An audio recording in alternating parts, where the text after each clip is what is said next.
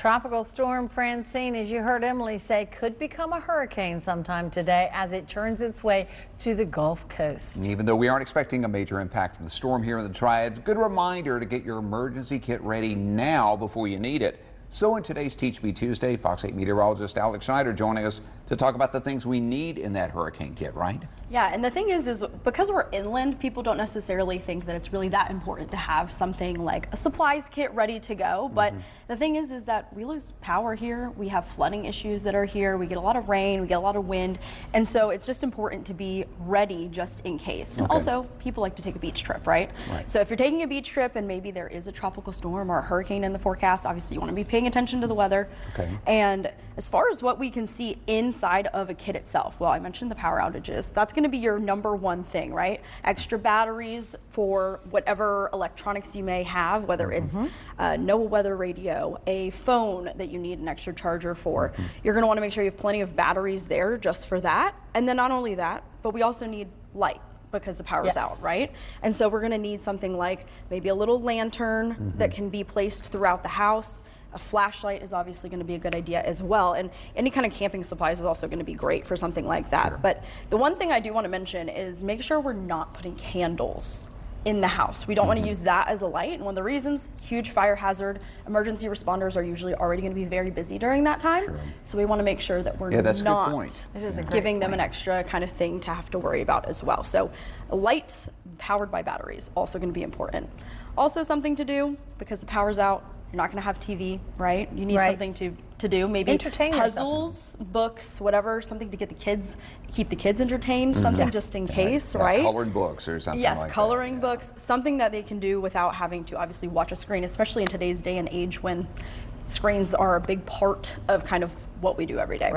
So I mentioned the NOAA radio earlier with batteries. That's what this is, and this is going to help you be able to get emergency information like your warnings, your watches and your warnings and updates about the weather if the power does go out and you don't have maybe your TV, maybe your phone dies or something. You're going to have this, which is also can be battery powered as well, and this will help give you those alerts, especially like a tornado warning, because sometimes we get tornadoes during tropical systems, especially here in the Triad. That can be a thing, so that's going to be something as well.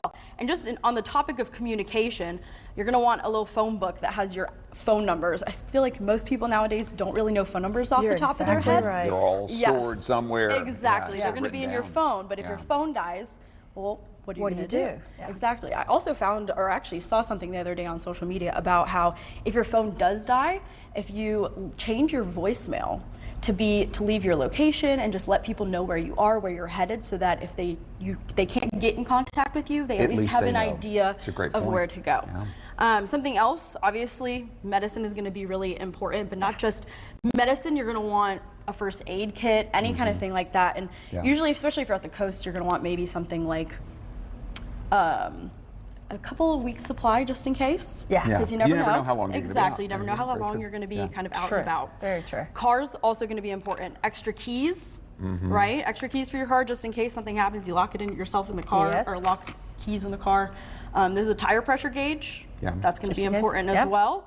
This is an extra battery, help jump your car just in case. You got some full basic tank of gas. stuff to this is going to be your eat basic. from. Exactly. You want your food, something, you want a can opener, don't forget the can opener, because if you have a bunch of non-perishable foods and you can't open it, doesn't really help. This is cheap insurance right here. Yes, exactly. Something to eat off of. Obviously your raincoat as well, going to be very important for a tropical system. And then this is dog food.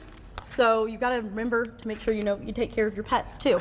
That's going to be really important. And then any other kind of important documents, right? Your passport, insurance card, cash in case. Cash is going to be very important, especially if the power's out and nobody can use a machine ATMs or anything like that. Exactly. So you want to make sure you have extra.